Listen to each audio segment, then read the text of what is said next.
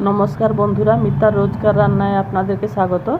আজকে সন্ধ্যের সময়ের একটা স্ন্যাক্স আইটেম আমি নিয়ে এসেছি, ভেজিটেবল কাটলেট। আর এইগুলোকে আমি এর আগে এই পুরটা অনেকবার আমি ভিডিওতে করে দেখিয়েছি, ওই একই পুর, শুধু এতে একটু মটরশুঁটি আর বাদাম আর সেদ্ধ আলুকে এটাকে মেখে দিয়েছি, আর বাকি গাজর, বিট আর ক্যাপসিকাম এইগুলো এতে দিয়েছি। আপনারা আপনাদের পছন্দের মতন যদি বাঁধাকপি দিতে চাইলেও দিতে পারবেন।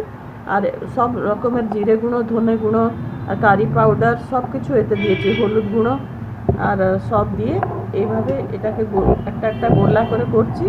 গোলা করে এই শেপটা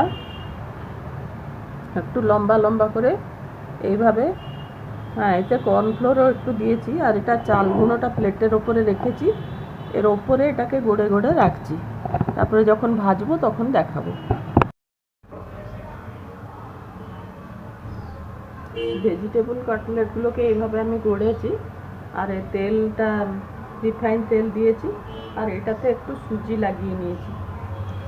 আপনাদের কাছে যদি বিস্কুট গুঁড়ো থাকে তাকেও দিয়ে দেবেন, সুজি না দিয়ে। আমার কাছে ছিল না তাই আর করলাম না। সুজি একটু গড়িয়ে নিয়ে তাকে চার চারটে করে আমি ভেজে নিচ্ছি।